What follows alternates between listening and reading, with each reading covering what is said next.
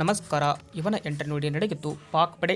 ಈ ಮೂಲಕ ಟೀಮ್ ಇಂಡಿಯಾಗೆ ಪಾಕಿಸ್ತಾನ ವಿರುದ್ಧದ ಪಂದ್ಯಕ್ಕೆ ಎಂಟ್ರಿ ಕೊಡಲಿದ್ದ ನೋಡಿ ಬಿಗ್ ಹಿಟ್ಟರ್.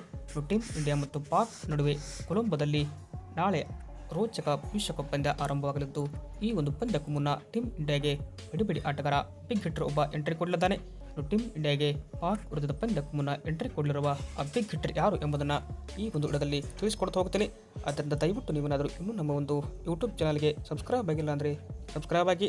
ಹಾಗೆಯೇ ನೀವು ನಾಳೆ ವಿಶ್ವಕಪ್ ಪಂದ್ಯದಲ್ಲಿ ಟೀಮ್ ಇಂಡಿಯಾ ಪಾಕ್ ತಂಡವನ್ನು ಬಗ್ಗು ಬಿಡುತ್ತೋ ಇಲ್ಲವೋ ಎಂಬ ನಿಮ್ಮ ಅನಿಸಿಕೆಯನ್ನು ಕೂಡ ತಪ್ಪದೆ ಕಮೆಂಟ್ ಬಾಕ್ಸಲ್ಲಿ ಕಮೆಂಟ್ ಮಾಡಿ.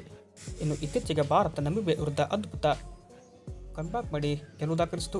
ಈ ಮೂಲಕ ಟೀಮ್ ಇಂಡಿಯಾ ಸತತವಾಗಿ ವಿಶ್ವಕಪ್ನಲ್ಲಿ 2ನೇ T20 ಪಂದ್ಯ ಗೆದ್ದರೆ, ಈ ಕಡೆ 3ನೇ T20 ಪಂದ್ಯ ಆಡೋಕ್ಕೆ ಕೊಲಂಬೋಗೆ ಟೀಮ್ ಇಂಡಿಯಾ ಆಲ್ರೆಡಿ ಹೋಗಿದ್ದು, ಈ ಮೂಲಕ ಟೀಮ್ ಇಂಡಿಯಾಗೆ ಕೊಲಂಬೋ ತಲುಪಿದ ತಕ್ಷಣ ಒಬ್ಬ ಸ್ಟಾರ್ ಆಟಗಾರ ಎಂಟ್ರಿ ಕೊಡಲಿದ್ದಾನೆ.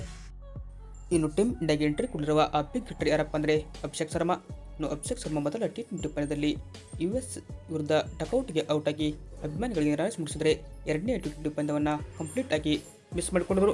3ನೇ T20 ಪಂದ್ಯಕ್ಕೆ ಪಾಕ್ ವಿರುದ್ಧ ಅಭಿಷೇಕ್ ಶರ್ಮಾ ಅವರು ಬರುತ್ತಿರುವ ವರದಿಗಳ ಪ್ರಕಾರ ಆಡಲಿದ್ದಾರೆ ಅಂತ ಬರ್ತದೆ.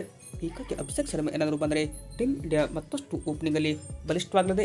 2ನೇ T20 ಪಂದ್ಯದಲ್ಲಿ ನಮಿಬಿಯಾ ವಿರುದ್ಧದ ಪಂದ್ಯಕ್ಕೆ ಟೀಮ್ ಇಂಡಿಯಾ ಪರವಾಗಿ ಆರಂಭಿಕರಾಗಿ ಇಶಾನ್ ಕಿಶನ್ ಅವರ ಜೊತೆ ಅಭಿಷೇಕ್ ಶರ್ಮಾ ಅವರ ಅನುಪಸ್ಥಿತಿಯಲ್ಲಿ ಸಂಜು ಸ್ಯಾಮ್ಸನ್ ಅವರು ಆರಂಭಿಕರಾಗಿ ಕಣಕ್ಕೆ ಇಳಿದಿದ್ದು, ಈ ಮೂಲಕ ಸಂಜು ಸ್ಯಾಮ್ಸನ್ 8 ಬಾಲ್ಗೆ 22 ಹೊಡೆದು ಮತ್ತೊಮ್ಮೆ ಟೀಮ್ ಇಂಡಿಯಾ ಅಭಿಮಾನಿಗಳಿಗೆ ಕಳಪೆ ಪ್ರದರ್ಶನ ತೋರಿ ಟೀಮ್ ಇಂಡಿಯಾ ಅಭಿಮಾನಿಗಳಲ್ಲಿ ನಿರಾಶೆ ಮೂಡಿಸಿದರು.